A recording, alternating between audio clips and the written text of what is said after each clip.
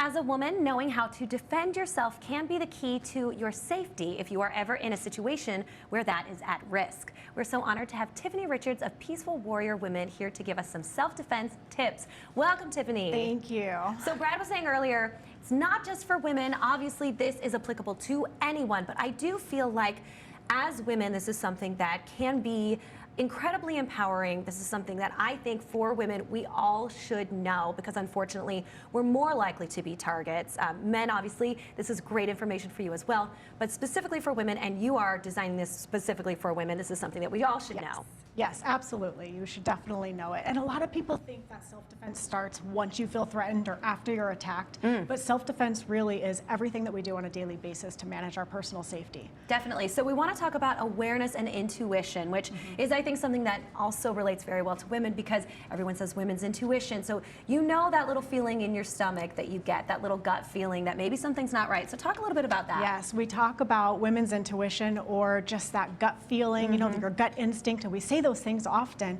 Women definitely are more in tune with it, but we all have it. Definitely. And the root actually of the word intuition is intere, T-E-R-E, which means to guard or protect. Oh, wow. So we have every single thing in our body that we need to keep us away from danger. We just have to listen to it. And oftentimes we kind of talk ourselves out of things.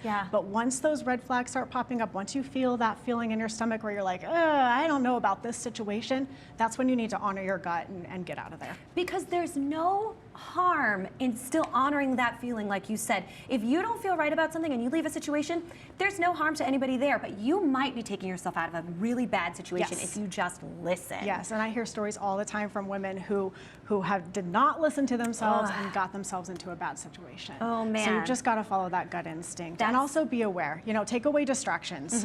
We do things on a daily basis to participate in our own victimization. You know, we're distracted, we have our earbuds in, we're looking at our phone, we're making calls, we're rifling through our purse. And I can guarantee you that the person who's looking at you, they're paying full attention to you. They're not as distracted as we are. That's they are aware and watching. And so we need to put ourselves in that same kind of mindset, right? We need to be really aware. So we also want to talk about something that's another thing kind of linked to that, which is confidence and putting out that vibe that if somebody is watching you, they might notice that you have something a little bit different, which is confidence, self-awareness. So how do we really embody that? Perpetrators are really looking for an easy victim. They're not looking for somebody that they think are going to put up a fight. And actually, a study was done by Harvard quite some time ago about what's called power poses. So when you think about a power pose, what do you think of? I would say I think of the girl on Wall Street in New York. Yeah, absolutely. Or like Wonder Woman or even Superman. This is for everybody. And what it does is standing in a power pose for 2 minutes, and sometimes I like to do this too. Oh, the hands straight up. This is a big power pose. You can do this in your room or something like that. You don't have to walk around the grocery store in a power pose. But standing in a power pose for 2 minutes, what that is shown to do is increases your testosterone by 20%. It decreases your cortisol, that's your stress hormone, by 22%, and then you're 33% more likely to make decisions and take action.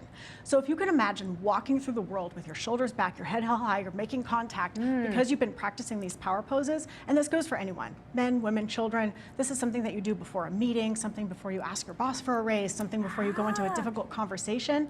This has been proven, studied by Harvard. That is incredible. So this is something that we should do before we go out anywhere, or even just in, like you said, in your room before, you know, you have something coming up, you're going out.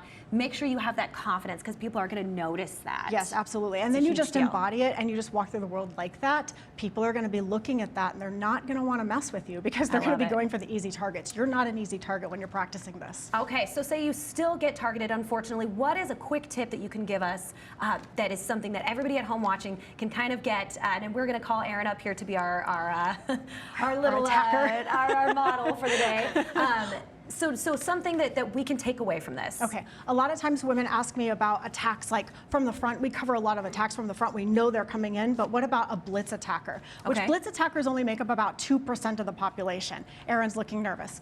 So imagine the power pose. I'm gonna walk you through this, okay? So if you get attacked from behind, whether they pull your hair, they pull your shoulders, they grab your neck, but up high from behind.